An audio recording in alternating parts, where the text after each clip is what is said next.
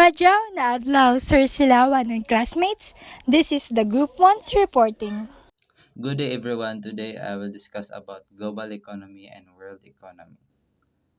So first of all, what is global economy? Global economy is referred as a world economy, the international exchange of goods and service that is expressed in monetary units of money. It is also the free movement of goods, capital, service, technology, and information.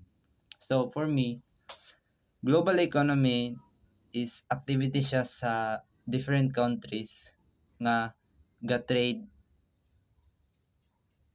og goods, capital, service, technology, and information, including na ang money. So they can trade sa other country in the legal way. So that is global economy. World economy. World economy is exclusively limited to human economics activity and is typically judged in monetary terms. Example are illegal drugs or other black market goods. So, when we say world economy, nagsigot yun siya about nag nagpoint po siya sa illegal nga which is dapat i-monitor siya kung makapasar ba gyud siya sa kanabitang kung isend ba siya sa laing country, pwede ba siya isend sa other country, dili ba siya illegal. So dapat yun siya i-monitor. And nako example ani about pod sa kuan katong issue about atong exotic cars nga illegal siya na abot sa atong country nga gipadaot bitaw, so wala man to siya proper siguro na mga papeles, so matawag yapon to siya illegal. And so mo to dapat yun i-monitor yun na sa every country nga isend nila unsa ilang isend, like papers ba, trades ba sila og technology, naagi na siya proper way of sending sa other countries nga naka-monitor siya nga dili gyud siya illegal. So sa ako ang world economy is more on nag-say about illegal process of sending or trading to other countries. Global economy or economic globalization.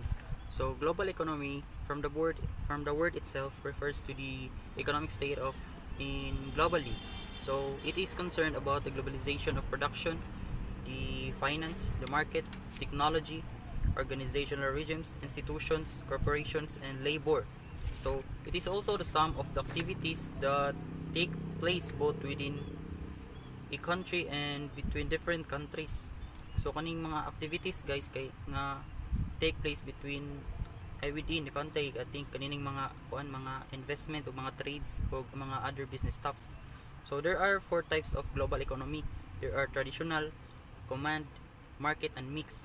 So there is a traditional economy focused on local resources and produce goods and services primarily for local consumption. So the best example ani guys kay atong island is a local man atong island no. So most ba ang na makuha na to ang resources sa atong city kay most po nagagamit ana kay ang mga people within our city. So we can consider Samal Island as a traditional economy.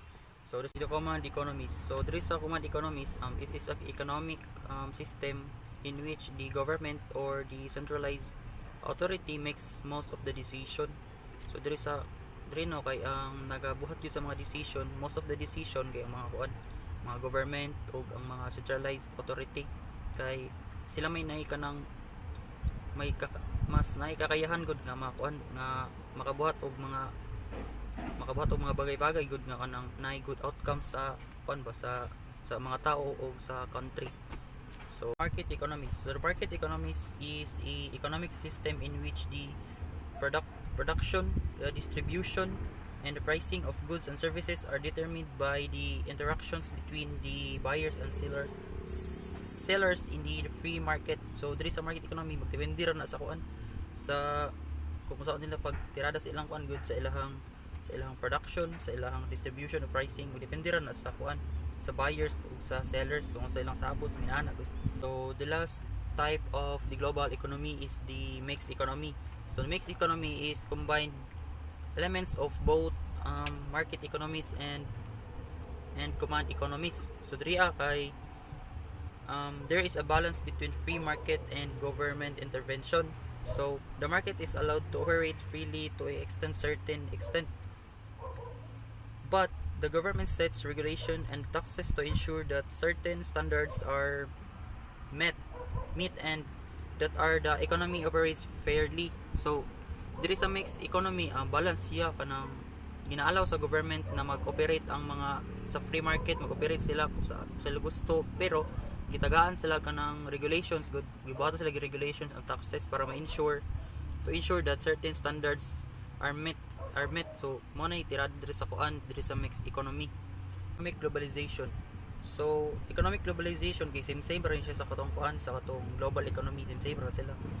So nag-expanding global economic globalization because of the emerging of transnational trade. So kaning transnational trade kay guys kay kani siya ma-exchange of goods and services between countries.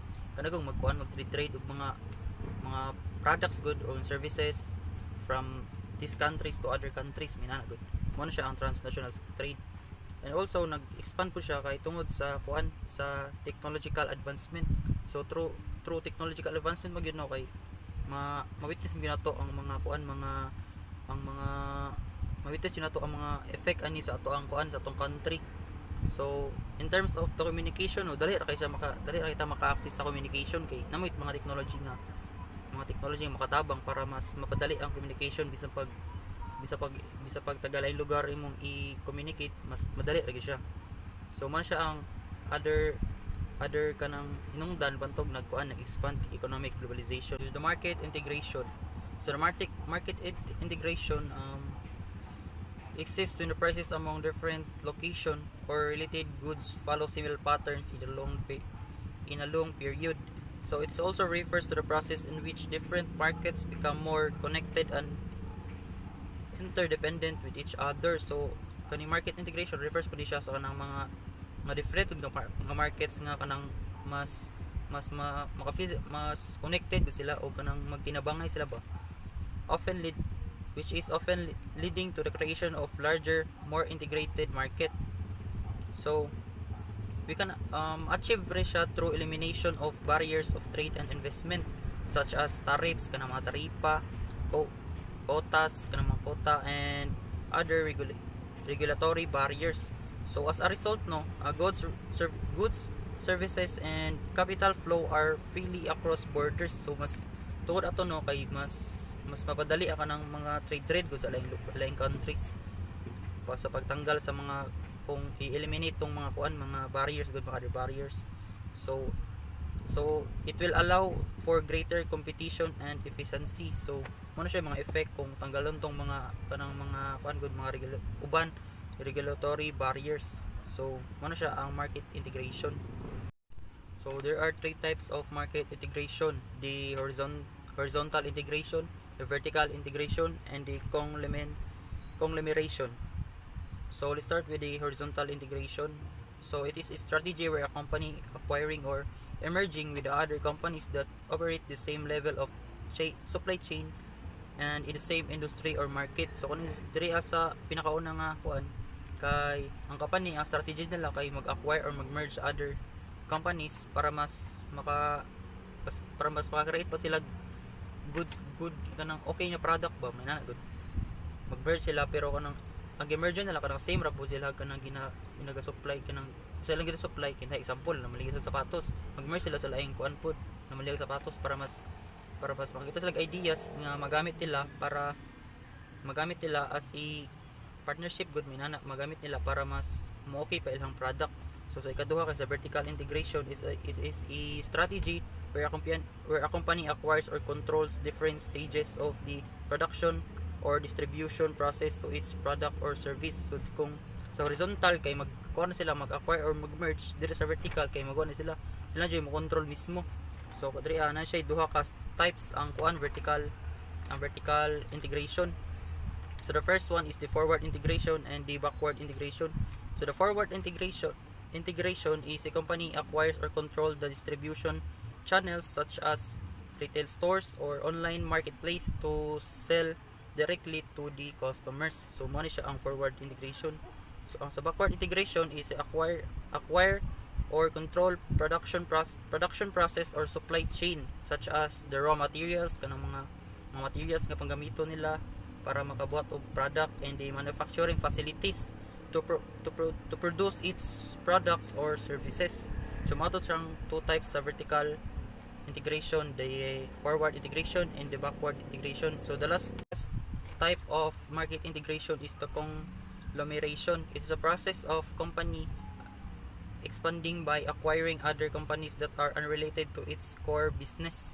So kaning style diri kay kanang murag kanang ma-expand sila through paggamit gud through acquiring gud nga other kanang companies, kitay mas higher nga po companies ni higher companies mo ni sila, tapos kani murag ilahaning murag i-acquire nila ba para mas mo expand pa ilahang business.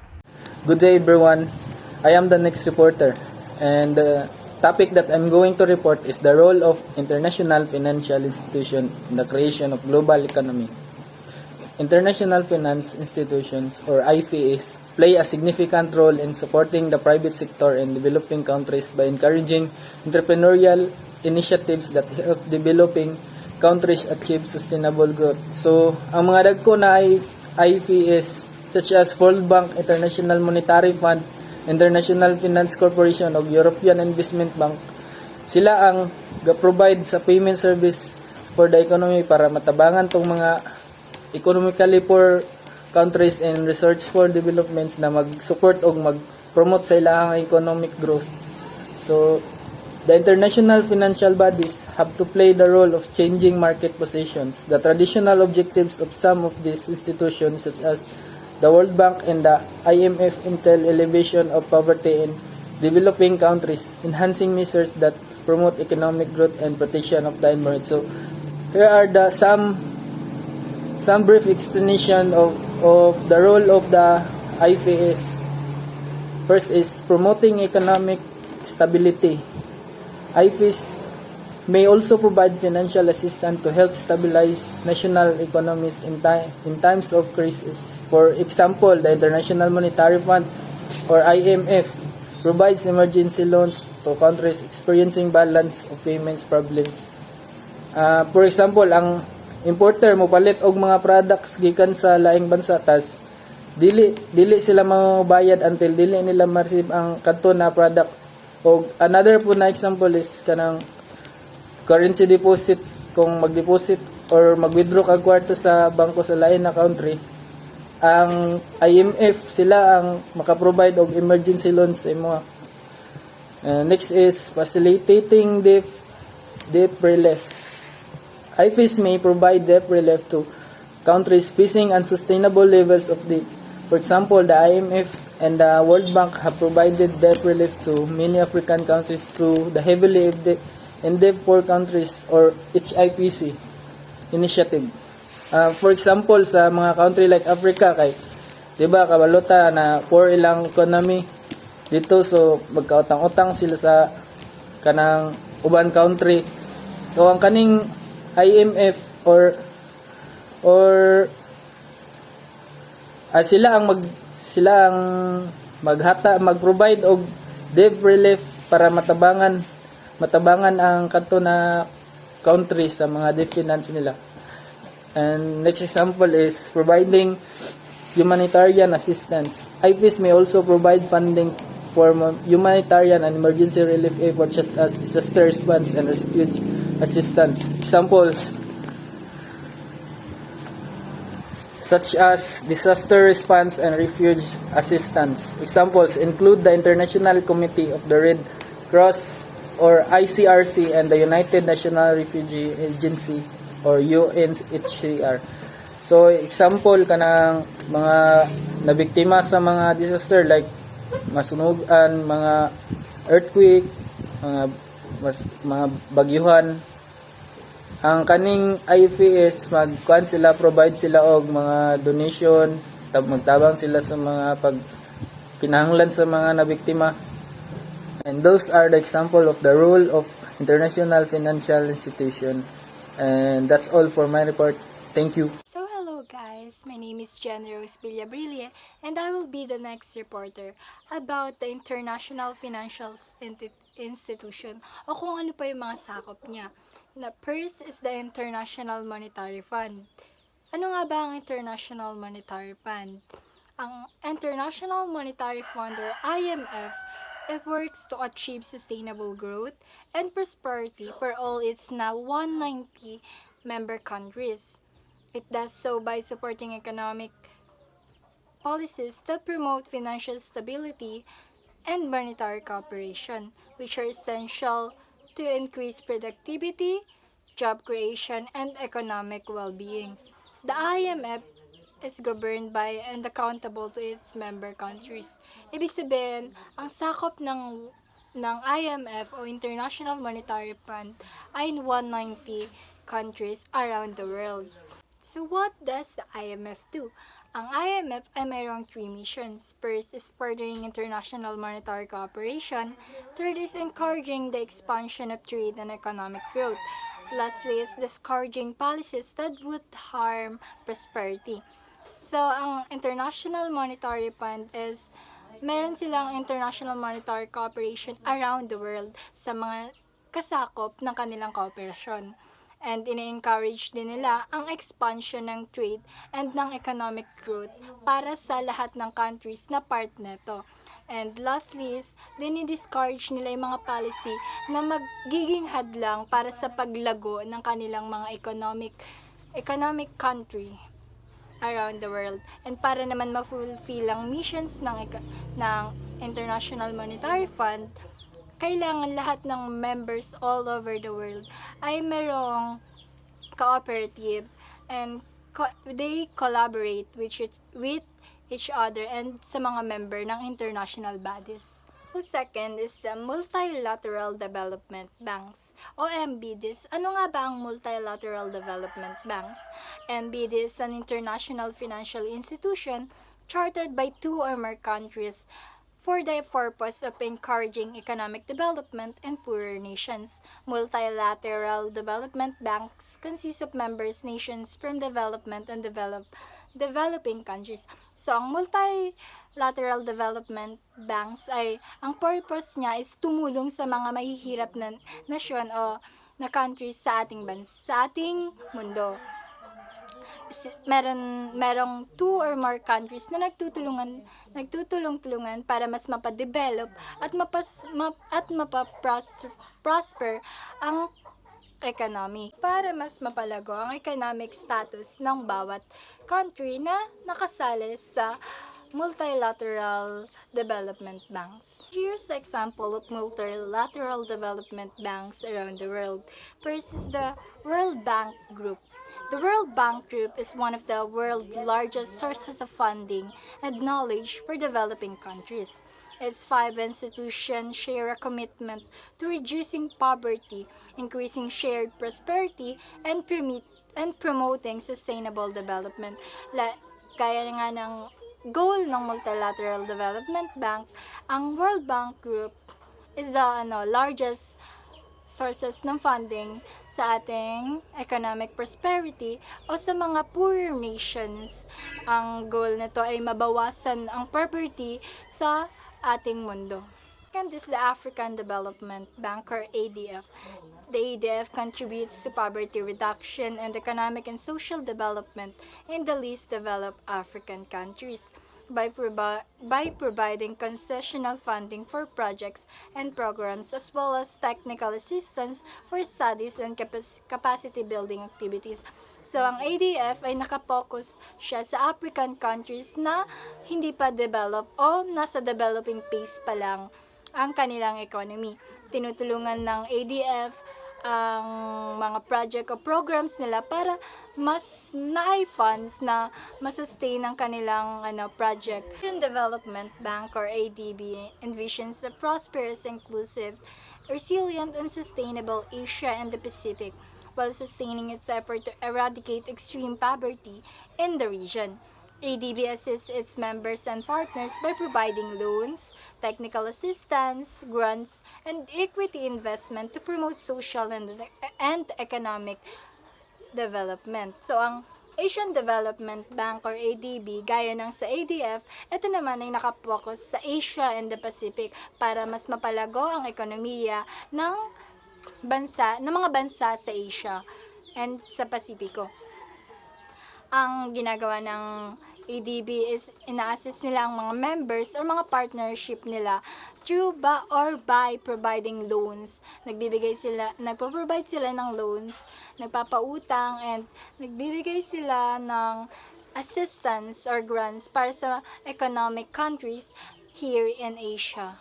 Inter-American Development Banks or the IDB is the main source of financing or sustainable social, economic, and institutional development in Latin America and the Caribbean. The IDB provides support for public and private investment projects and for policy reforms, and helps countries cope with disaster or financial crisis. So, ang IDB o Inter-American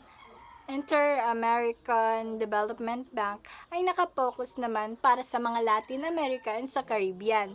Gaya ng ginagawa ng mga bangko, sila ay nagpo-provide ng investment para matulungan ang mga countries na nagkaroon ng disaster o na nakaranas ng disaster sa kanilang mga country at magbigay ng financial crisis o mag-provide ng financial crisis para matulungan ng mga country na mag-cope up sa disaster na naranasan nila. So lastly is the European Bank for Reconstruction and Development, or stands for EBRD. It is a development bank that provides project financing for banks, industries, and businesses, both new ventures and existing companies. It's prioritized support for countries in Central and West Asia and North Africa. So, ang EBRD, it was created noong April 1991 to prosper transition towards open market-oriented economies and to promote private and entrepreneurial initiative. Ang European Bank for Reconstruction and Development naman ay nakapokus para tulungan yung mga bangko o industry o mga businessman or entrepreneurship sa Central and West Asia, pati na rin sa North. Ang ginagawa naman ng EBRD is nagfi-finance sila sa mga bangko, industry o mga businesses para mas mapalago o matulungan yung mga businesses around Central and West Asia. In order to be a member in the international financial institution, meron silang standard requirements that need to be followed. First is the only sovereign countries are admitted as member owner. Second is the broad country membership to include borrowing developing countries and developed donor countries. Third is membership in regional development banks, includes countries around the world as member, not limited to countries from the region. And lastly, has its own independent legal and operational states. So that's all for my reporting. Thank you for listening. I hope you learned something. My name is Dennis Sumolong Jr. The main objectives: IMF provides temporary financial assistance to member countries to help ease balance of payment adjustment. NDBS provide financing for development to developing countries through long-term loans or with maturities of up to 20 years at interest rate with below market rates. Funding comes from international capital markets and reliant on borrowing government developing countries. Very long-term loans, or sometimes called credits, with maturities of 30 to 40 years at interest rate below market rates. Funding for loans come from direct contribution by government and the donor countries. Grant financing by some MDBs for technical assistance, advisory service, or project preparation. That's all po. Thank you.